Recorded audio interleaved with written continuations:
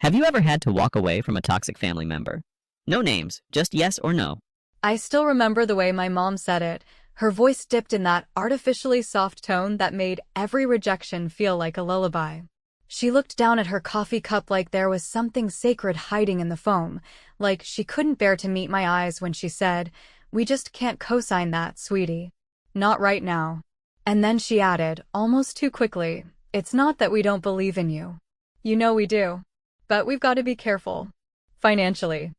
I nodded like I understood, like I wasn't watching the last 4 years of pre-med coursework slip into some invisible drain behind my back. My dad said nothing. He just cleared his throat, looked out the window, and took a sip of his iced tea like this whole thing was just another uncomfortable ad break in the middle of his Golf Channel reruns.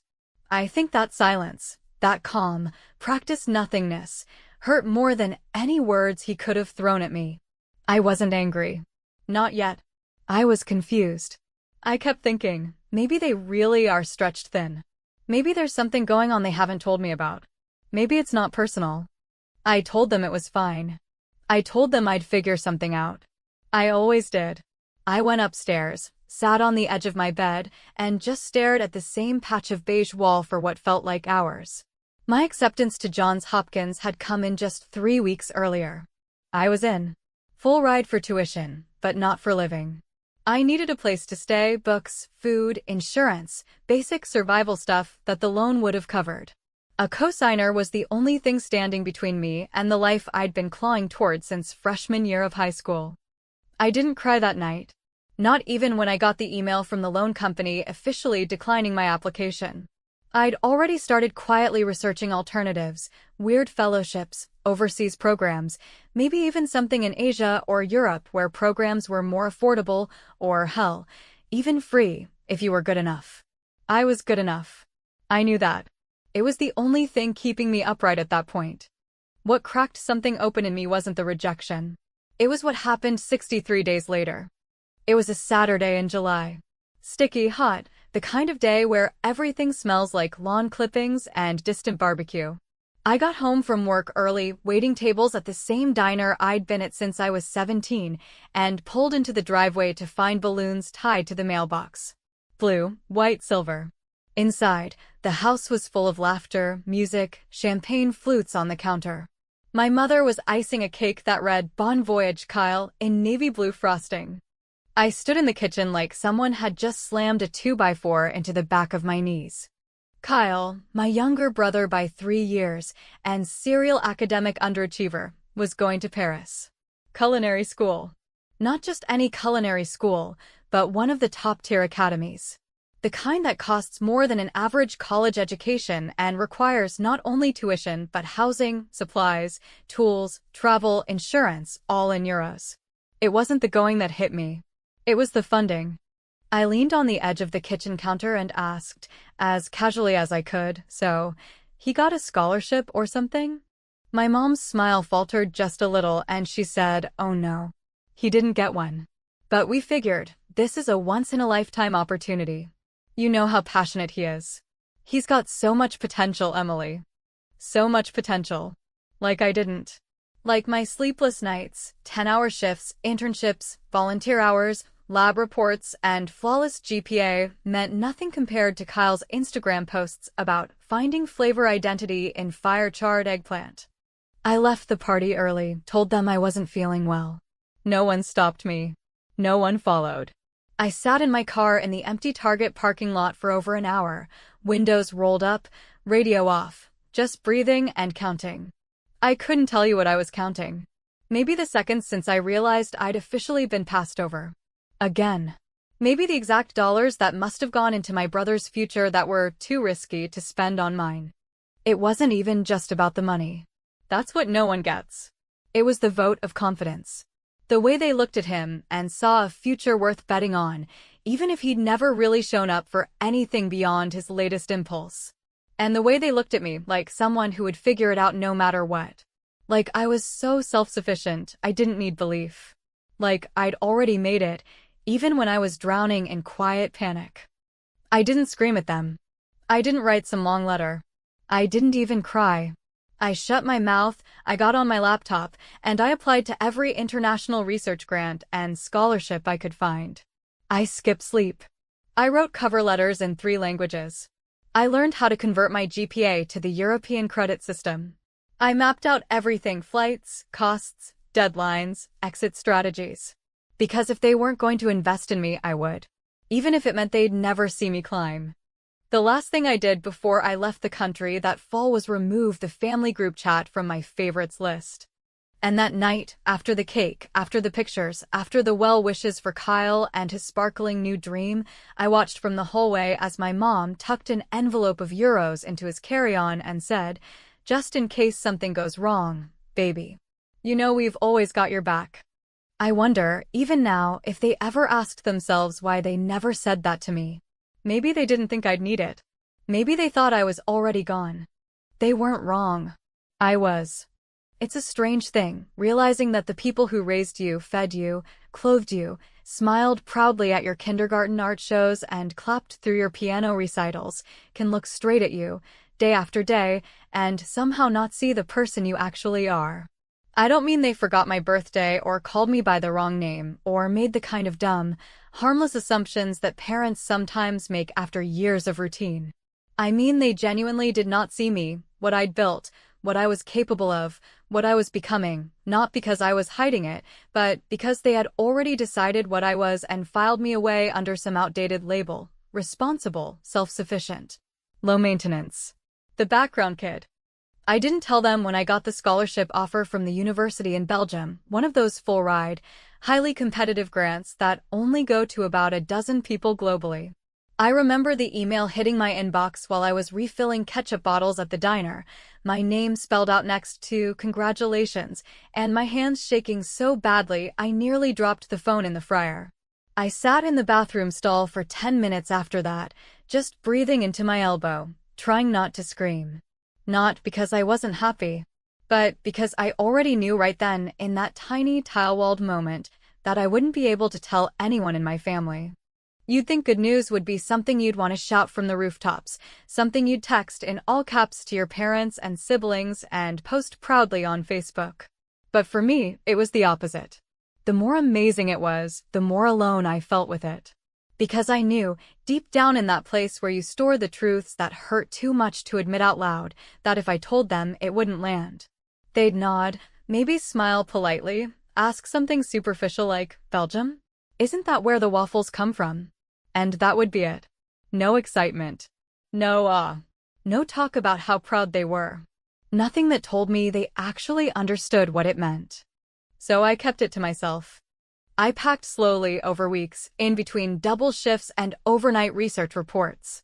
I sublet a tiny attic apartment from a grad student named Mika who lived off a cobbled side street in Leuven and had 2 cats and a strict no-shoes rule. I arranged every detail of my visa, travel, housing, insurance, course loads, and stipend like I was planning a prison break. Not because anyone was trying to stop me, but because the whole thing felt like a secret I needed to protect. I left without a real goodbye. I told my parents I was moving closer to campus for a research assistant position that might open doors to a future PhD. My mom replied with a thumbs-up emoji and said something about how Kyle's been thinking about starting a cooking blog. My dad said nothing. My brother didn't even respond. I boarded the plane with my laptop, a duffel bag, and a cold certainty in my chest that no one was going to come looking. And they didn't. For nearly 5 years, I kept the lie alive. Not an outright lie, not really. Just careful omissions, selective answers, vague language.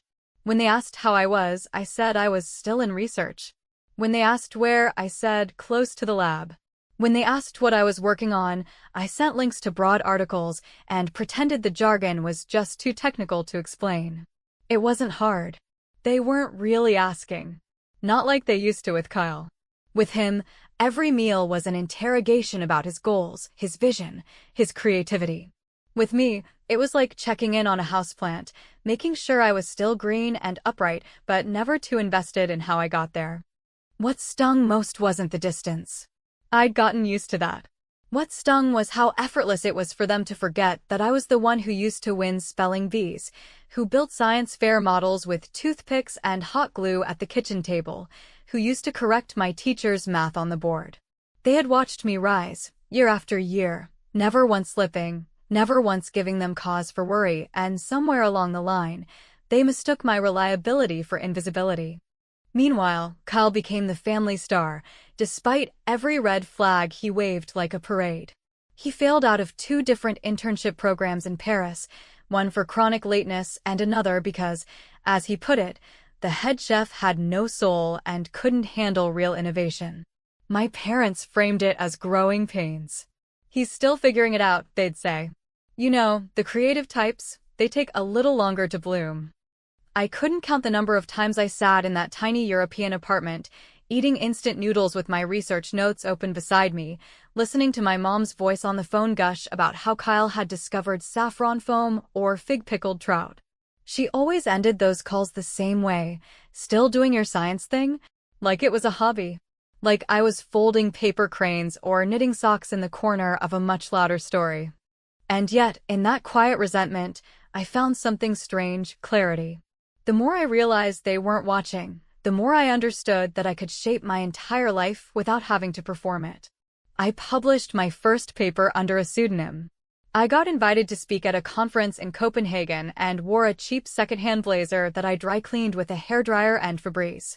I found out I'd been nominated for an international doctorate award while walking home in the rain, the university crest glowing on my phone screen through a plastic sandwich bag I'd wrapped around it like a makeshift shield. I remember standing under a flickering street lamp, soaked to the skin, staring at that email and realizing something I hadn't let myself say out loud until that moment. I was building a life worth watching, even if no one back home ever bothered to look. Then, just when I thought they might disappear from the storyline completely, the text came. It was from my father, a man who hadn't initiated contact with me in almost 8 months. It read, "Mom saw your name in some article. Says you're giving a speech in Germany? You didn't tell us." No punctuation. No warmth. Just that clipped tone he always used when he felt slightly offended that he was out of the loop. I didn't respond. 2 weeks later, I got an email from the university's press office saying a family had contacted them about attending the Doctorate award ceremony in Berlin. They were trying to confirm if they needed tickets or if it was open seating. The names listed in the inquiry were Mark and Linda Carson, my parents. They had no idea I was the one being honored. They thought I was working backstage, maybe on logistics, maybe handing out programs. They didn't know I was one of the recipients. One of the few to be invited on stage to speak, to be celebrated. They were flying out to see the event. I booked a second row of seats under their names. But I didn't leave a note. Not yet. Not until they were already standing in the crowd, peering up at the banners with my name on them, still not quite believing what they were seeing. It's funny how parents can spend your entire childhood telling you how special you are, how bright and unique and destined for something extraordinary, and then, somewhere along the line, without fanfare or explanation, they begin speaking to you as if you've become entirely ordinary, like some default setting in a system that runs just fine in the background but never draws attention to itself. For the past 3 years, my conversations with my parents had become a strange, almost ritualistic performance, occasional check-ins that felt more like social obligations than expressions of interest, each one shorter than the last, always ending with some distracted variation of, "Well, keep us updated," or, my personal favorite, "We're proud of you, don't work too hard." As if they were throwing coins into a wishing well they'd already stopped believing had any magic left in it. By the time my 3rd year of doctoral research began, I'd come to accept this version of our relationship the same way you accept a low-grade headache, something persistent, mildly painful, but not quite bad enough to warrant attention. I had learned to nod along through family video calls where my mother spent 20 minutes gushing about Kyle's new fusion recipes. One week it was Korean Brazilian tacos, the next it was deconstructed clam chowder with vaporized sea salt, and maybe, if I was lucky, she'd throw in a passing, "How's your little science thing going?" like she was checking on a houseplant she vaguely remembered owning.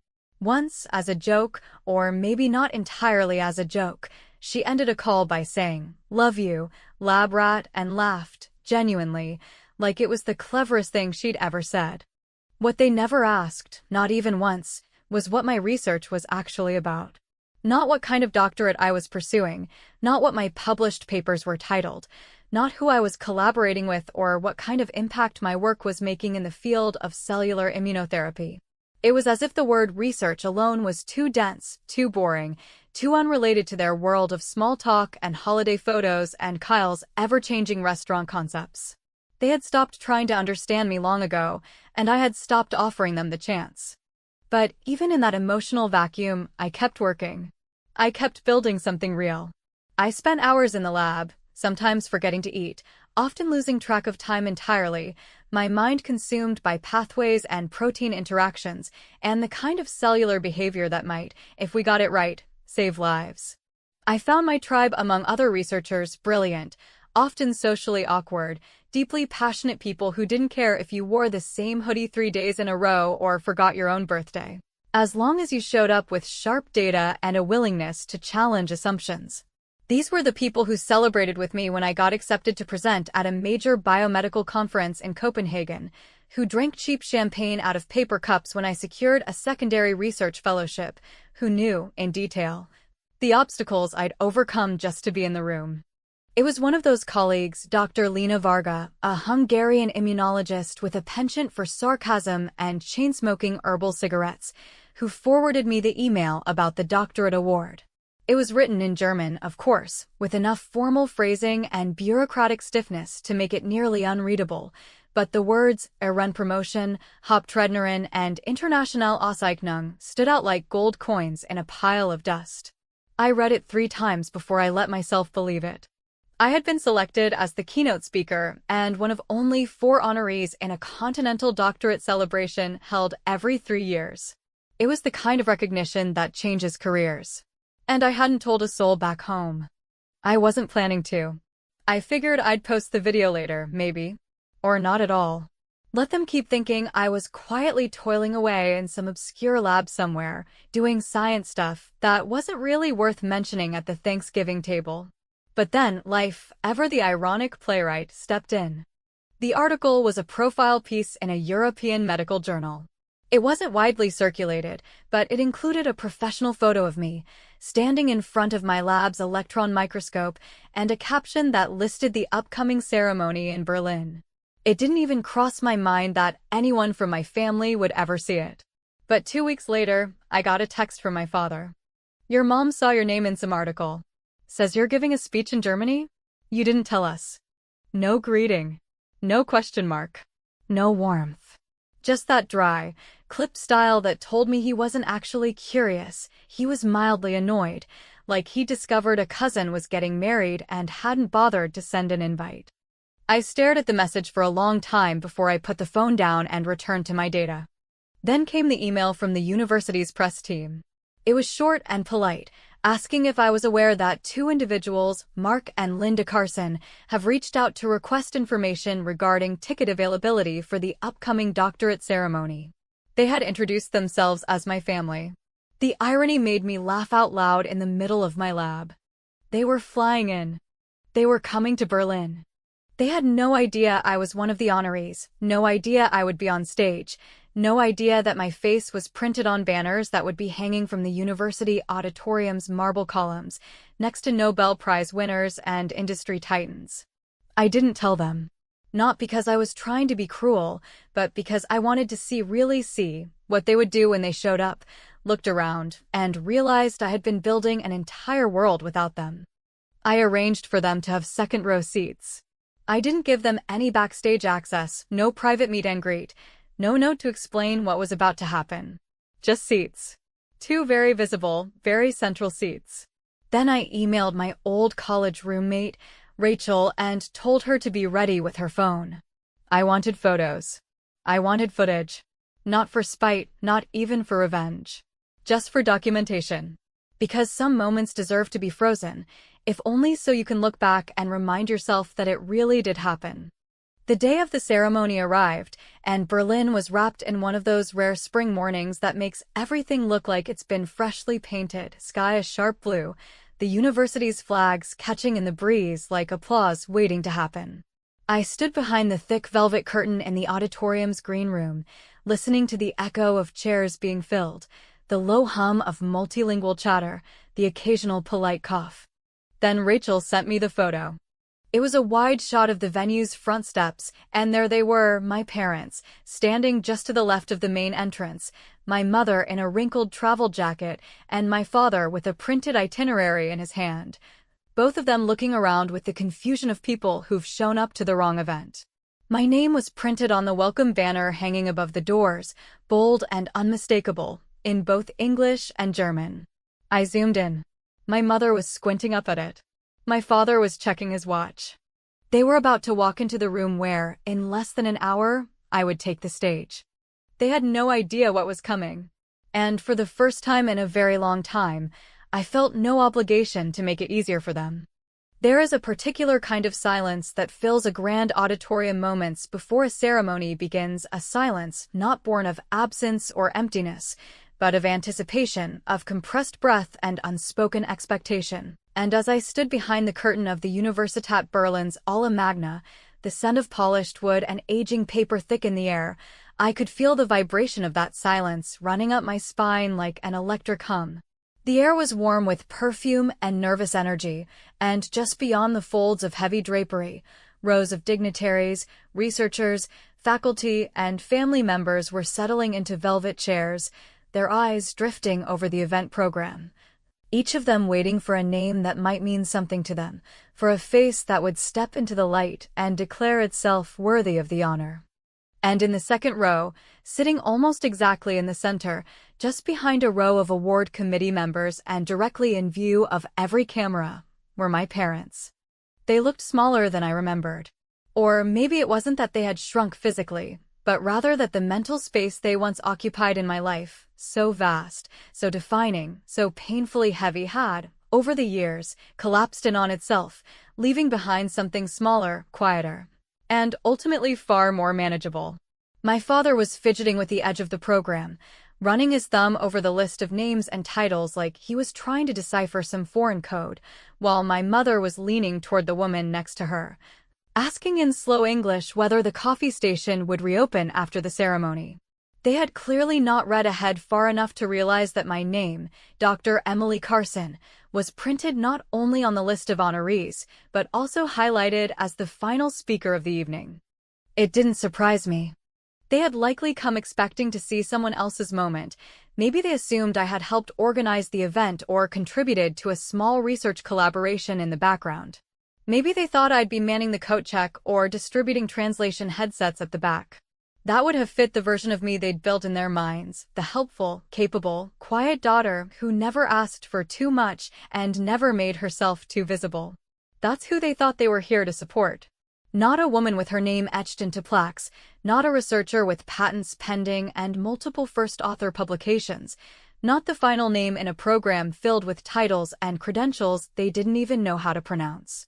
I watched them through the crack in the curtain as the opening speakers took the stage one by one, deans in robes that shimmered under the chandeliers, heads of international medical foundations, guest lecturers flown in from Tokyo and Sao Paulo, all of them speaking about the future of biomedical innovation, the need for integrative solutions, the role of young minds in solving humanity's oldest problems. My parents clapped politely after each address, their faces vaguely attentive but mostly blank, the way people look when they're at a wedding for someone they barely know. And then it was my turn. The coordinator nodded toward me, whispered something in German I didn't catch, and the spotlight swung slowly across the stage until it landed on the podium. I took one step forward, then another, the heels of my shoes muffled by the thick Persian rug, my hands steady, my breathing even, though my heart was beating so hard I could feel it in my jaw. The curtain parted. I didn't look at them right away. I looked out at the room, the gilded walls, the flags, the crowd of scholars and strangers, and then, deliberately, I turned my gaze toward the second row. My father was holding the program in both hands now, his eyes scanning it again, more urgently this time. My mother had stopped mid-sip of her water, her eyes wide and fixed on my face, as if she had just seen a ghost walk into the room wearing her daughter's skin. There was a full beat of stunned stillness. Then the announcer, speaking first in German and then in English, said, "Our final honoree, and today's keynote speaker, Dr. Emily Carson, whose groundbreaking work in immunocellular engineering has been recognized across 3 continents." My name echoed through the speakers, bouncing off marble and memory alike. The applause began before I spoke a single word. I took the podium slowly, deliberately, and adjusted the microphone. I could hear the soft murmur of camera shutters clicking open, the low hum of phones recording, the almost imperceptible shift of bodies leaning forward in their chairs. "My name," I began, "is Emily Carson, and I'm honored to speak not only as a researcher, but as someone who learned, through hardship, through silence, and through many long nights, that sometimes the people closest to us can become the ones who see us the least." There was a pause, sharp, intentional, and then I continued. My journey did not begin with confidence. It began with doubt. It began with rejection. It began with being told that some dreams were just too expensive to believe in. I let the words hang there, not angry, not dramatic, just true. I didn't name names. I didn't have to.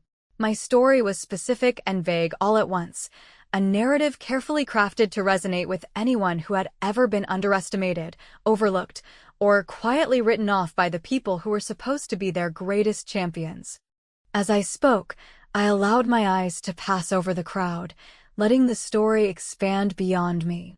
I talked about the night I found out my student loan had been denied, about the search for opportunity that led me across oceans and into the heart of a discipline that demanded everything and gave back only in breakthroughs.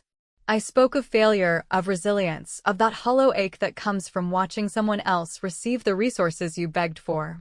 I talked about building something from scratch, not to prove a point, but because I no longer believed anyone else would build it for me.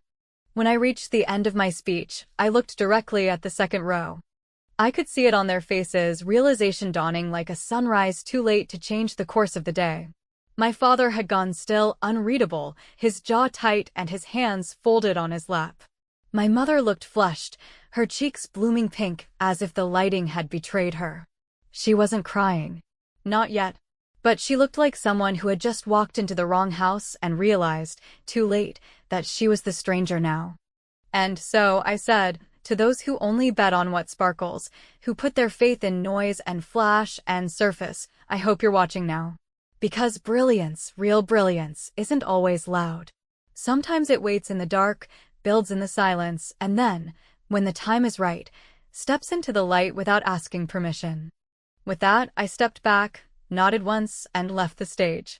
The applause was thunderous, but I didn't hear most of it. I was already walking toward the side exit, my heart hammering, my throat thick, not with tears, but with a strange, quiet satisfaction that didn't need cheers to feel real. Backstage, the event coordinator beamed at me and said something in rapid German about press interviews. I nodded, thanked her, and moved to the dressing area, where Rachel was waiting, her eyes wide with disbelief and admiration. "They didn't know until your name came out of the speakers," she whispered. "I know," I said, sitting down and removing my heels. She handed me her phone. A video was already playing. In it, you could see my parents sitting in stunned silence, not clapping, not speaking, just staring as my name filled the room. I watched the clip once. Then I handed it back, leaned against the chair, and closed my eyes. The revenge had already happened. And I hadn't needed to lift a finger.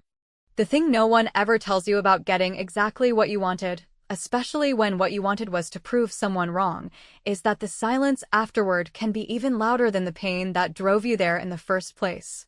In the hours following the ceremony, once the last photograph had been taken and the final hand shaken, once the awards were boxed for shipment and the guests had begun to scatter into the soft Berlin evening like birds returning to unnamed homes, I sat alone on a stone bench behind the hall, my long black dress shoes unfastened at the ankles, a paper cup of cold mineral water in one hand, and the weight of everything I hadn't said balanced in the other. I hadn't seen them again, not directly, not up close. My parents had vanished into the crowd sometime between the closing remarks and the reception, slipping out like guests at a wedding who didn't really know the bride, and I had felt no great urge to chase them. There was a peculiar comfort in their exit, as if the narrative had closed on its own. The chapter turned without the need for further punctuation. The crowd, it seemed, had already given me everything I had ever needed from them: the acknowledgement, the applause, the moment. My name had been spoken. My story had been heard. And whether or not they fully understood it, or even accepted it, no longer mattered in the same devastating way it once had. But I suppose, in life, every clean ending is just an intermission you haven't noticed yet. Later that night, as I sat in the lobby of the hotel I was sharing with a few other honorees, most of them too exhausted or elated to sleep, I checked my phone for the first time in hours and saw that I had missed 2 calls from my mother, along with a single text from my father. The calls had come just after the speech, while I'd been backstage taking pictures with faculty and donors, while cameras were flashing and champagne glasses were clinking, while a small line of graduate students waited nervously for the chance to introduce themselves to me and ask about postdoc advice. The text, sent around midnight local time, read simply, "We're proud. Wish we'd been told." No punctuation, no warmth, just those 2 flat, unimpressed lines that felt more like a shrug than a gesture. And I knew, with a kind of eerie calm, that I would not be replying. Instead, I opened the message from my mother, longer, uneven, clearly typed in a hurry. "Emily, we didn't know you'd made it so far. We didn't know you were doing something this important. It was beautiful. Your speech." I cried. "I think your father cried too. I'm sorry. I didn't recognize you." I read that last line again and again. "I didn't recognize you," and it struck me not with anger or even sadness, but with something harder to define. A kind of quiet detachment. Because she wasn't wrong. She hadn't recognized me. But the woman on that stage, the woman in the black robe with the doctorate seal gleaming under the lights, had always been there. She'd just been ignored long enough to disappear into the wallpaper of her own story. I didn't answer that message either. Not out of cruelty, not even out of pride, but because I realized, perhaps for the first time, that I didn't owe them closure. They had stood outside the gates of my world for years, peeking in through the cracks when it suited them, occasionally tapping on the glass when they felt nostalgic or guilty, but they had never stepped through the door. And now, with the lights dimmed and the curtain drawn, they wanted a seat in a theater they had never helped build. A week passed. Then another. I returned to Belgium, resumed my lab work, responded to a dozen interview requests, and declined half of them. I found myself both exhilarated and empty, as if my soul had just crossed a finish line it didn't fully realize was only halfway up the mountain. My colleagues continued to congratulate me, sometimes awkwardly, unsure if I wanted to be celebrated or left alone, and I thanked them with the grace I'd learned to wear like a second skin. Then, without warning, Kyle called. It came late, almost midnight, just as I was finishing a peer review submission. His name lit up my screen like a memory I hadn't meant to keep alive. For a moment I considered letting it go to voicemail, letting him speak into the void where his attention had always comfortably lived. But something in me, maybe curiosity, maybe an old habit of wanting to give him the benefit of the doubt, made me answer. "Hey," he said, his voice the same lazy blend of charm and hesitation he'd always used when trying to land somewhere between apology and joke. "So, you really went and did it, huh?" I didn't respond right away. Let the silence grow heavy. "I mean, Mom's been talking about it nonstop. Dad too, which is saying something. They keep trying to figure out why you never told them." I told them it was probably because they treated you like you were just, bulletproof. Still, I said nothing. "Look, I get it," he continued, his tone softening. "I was kind of an asshole. They definitely played favorites. But damn, you really dropped the mic on all of us." There was a pause, long unresolved. "Anyway," he added, "I'm working on a food truck now. Nothing fancy. But it's mine. No handouts. Maybe one day you'll come visit. I'll name a dish after you or something. Something smart and bitter. You'd like that. I hung up before he could say goodbye. Not out of anger. Just because I'd had enough. Some endings don't require door slams or dramatic exits. Sometimes they arrive quietly, like a book finally falling closed after the last page is turned, leaving behind only the echo of what was and the gentle awareness that no sequel is necessary. Months later, I found myself walking through a high school science fair in a small Belgian suburb, where a group of teenage girls had gathered around a table displaying a homemade CRISPR model built entirely out of Legos and sugar cubes. One of the girls, no older than 15, approached me timidly, holding a clipboard and a hopeful grin. "Are you someone important?" she asked in accented English, her eyes wide. I smiled, crouched beside her model, and ran my hand gently over the sugar cube labels. "No," I said, "not important. Just someone who stopped waiting for permission." And with that, I handed her a scholarship envelope from the local STEM foundation I had quietly begun funding in my spare time, walked out into the crisp spring air, and left the rest of the story, my story, right there, in her hands, where maybe, just maybe, it would grow into something brighter than mine ever had the chance to be.